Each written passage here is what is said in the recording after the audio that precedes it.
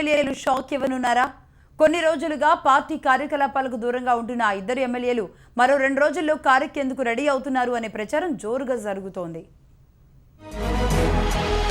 ఇప్పటికే TRS operation ఆకర్ష్కు కుదిలైన టీడీపీకి budget సమావేశాల్లో మరో షాక్ తగలనుందని రాజకీయ వర్గాల్లో ప్రచారం జరుగుతోంది.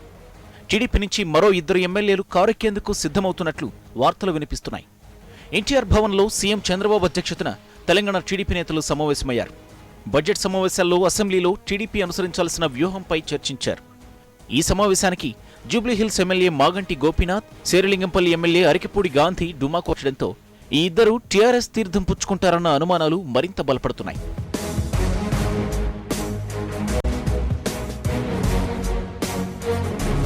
గత కొన్ని రోజులుగా మాగంటి గోపీనాథ్, అరికెపూడి గాంధీ టీడీపీ కార్యకలాపాలకు దూరంగా ఉంటున్నారు. ఇప్పటికే అధికార పార్టీకి చెందిన కొందరు ముఖ్య నేతలతో ఈ ఇద్దరు ఎమ్మెల్యేలు టచ్లో ఉన్నట్లు తెలుస్తోంది. ఈ నెల 11వ తేదీన గోపీనాథ్, గాంధీ టీఆర్ఎస్లో చేరనున్నట్లు ప్రచారం జరుగుతోంది. ఇక టీఆర్ఎస్ కూడా పక్కా ప్లాన్తో ముందుకెళ్తోంది. ఈసారి బడ్జెట్ సమావేశాల్లో టీడీపీ గొంతు వినిపించకుండా చేయాలని చూస్తోంది. గతంలో 15 మంది ఉన్న టీడీపీ ఎమ్మెల్యేల బలాన్ని ఇప్పుడు 5కు పరిమితం చేసింది.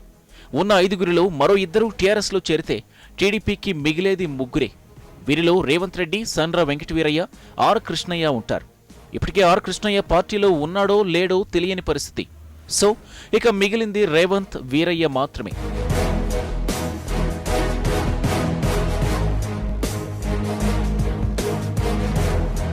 మాగంటి గోపీనాథ్, అరికెపూడి గాంధీ గనక టీఆర్ఎస్లో చేరితే ఈ బడ్జెట్ సమావేశాల్లో టీడీపీకి మైక్ దొరకడం కష్టమే.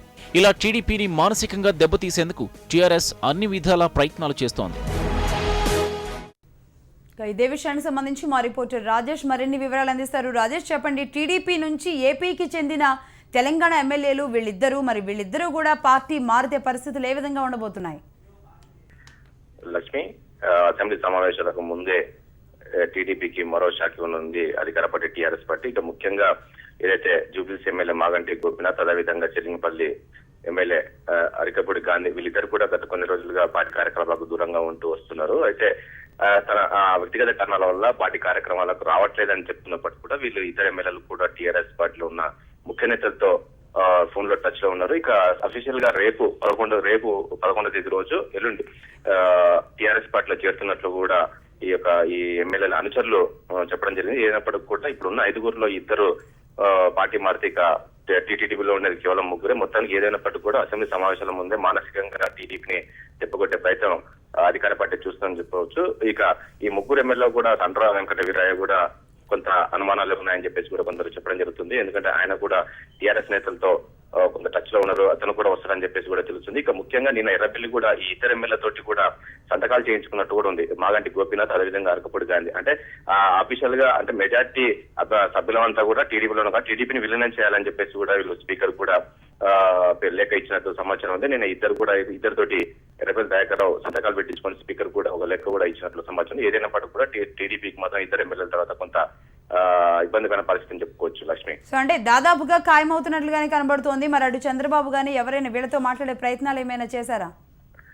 అంటే మొన్న 2 రోజుల క్రితమే చంద్రబాబు నాయుడు ఎన్టీఆర్ ట్రస్ట్ భవన్ లోని టీడీపీ నేతలతో సమావేశమయ్యాడు. ఈ సమావేశానికి రేవంత్ రెడ్డితో పాటు రావుల మరికొంతమంది నేతలు వచ్చారు. 2 నేతలు కూడా రాదు, కానీ ఫోన్ లో సంప్రదించినప్పటికీ వీళ్ళు ఎవరు కూడా స్పందించకపోవడంతో ఇటు బాబు కూడా కొంత అసంతృప్తి వ్యక్తం చేయడం జరిగింది. పార్టీలో ఎంతో ఏళ్లుగా ఉన్నారు, పార్టీ నుంచి ఎంతో అభివృద్ధి చెందారు, కానీ ఈ రోజు పార్టీ కష్టకాలం ఉన్న సమయంలోనే వెళ్లిపోవడం కరెక్ట్ కాదని చెప్పేసి కూడా ఆ యొక్క రేవంత్ రెడ్డి నేతలతో కూడా బాబు కొంత అసంతృప్తి వ్యక్తం చేశారు. ఏదైనప్పుడు కూడా ఈ విషయానికి సంబంధించి ఫోన్ లో వాళ్ళు సంప్రదించినప్పటికీ కూడా వాళ్ళు అందుబాటులో రాలేదని చెప్పేసి కూడా టీడీపీ నేతలు చెప్తున్నారు. ఈ 2 ఎమ్మెల్యేలు పోవడం కొంత పార్టీకి కొంత ఇబ్బందికర పరిస్థితి చెప్పుకోవచ్చు లక్ష్మి.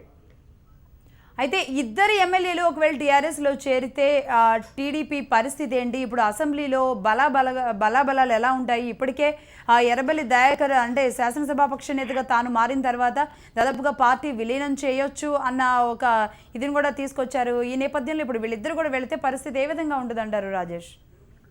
ఖచ్చితంగా మనం గతంలో చూసుకుంటే గతంలో అధికార పార్టీ తర్వాత ప్రతిపక్షంగా కాంగ్రెస్ పార్టీ తర్వాత సెకండ్ గా మైక్ వచ్చేది, ఎక్కువ వాయిస్ వినిపించేది టీడీపీ ఉండేది. కానీ ఇప్పుడు ఈ సమయంలోని ఇక టీడీపీ వాయిస్ దాదాపుగా అసెంబ్లీలో వినిపించకపోవచ్చు అని కూడా చెప్పుకోవచ్చు. అందులో భాగంగానే ఈ రోజు అధికార పార్టీ ఈ ఎమ్మెల్యేలను తీసుకున్నారని కూడా చెప్పవచ్చు. ఎందుకంటే ఇక 2 ఎమ్మెల్యేలు ఇక కేవలం 3 మాత్రమే ఈ అసెంబ్లీలో ఉండాల్సి ఉంటుంది. ఆ ముగ్గురు కూడా వాయిస్ మాత్రం చాలా తక్కువ ఉంటుంది. అంటే కాంగ్రెస్ తర్వాత వీళ్ళకి సెకండ్ లో వాయిస్ వచ్చేది, అంటే ప్రజల పక్షంలో వినిపించే. కానీ ఈసారి రాకపోతే సిపిఎం ఎలా ఉంటుందో అలానే వీళ్ళకి కూడా ఒక నిమిషం 2 నిమిషాలు తప్ప ఇక మాట్లాడే ఛాన్స్ కూడా ఉండదు. ఇక రేవంత్ రెడ్డి ఇప్పుడు రేవంత్ రెడ్డిని కట్టడి చేయడానికి ఇదంతా జరుగుతుందని కూడా ఈ నేతలు చెప్పడం చెప్తుంది. ఎందుకంటే ఒకవేళ రేపు పొద్దున మైక్ వచ్చినప్పుడు కేవలం 1 నిమిషం 2 నిమిషాల్లో మాత్రమే మైక్ వస్తుంది. ఆ సమయంలో ఆ ముగ్గురు ఎమ్మెల్యేలు కూడా మాట్లాడాల్సి ఉంటుంది. కాబట్టి ఇక్కడ టీడీపీ వాయిస్ దాదాపుగా తగ్గించినట్టు ఉంటుంది. ఇక నెక్స్ట్ సెషన్స్ వరకు అసలు టీడీపీ అనేది లేకుండా చేయాలనేదే అధికార పార్టీ వ్యూహం అని చెప్పేసి కూడా చెప్తున్నారు. ఏదైనప్పటికీ కూడా ఇక టీడీపీ వాయిస్ అనేది అసెంబ్లీలో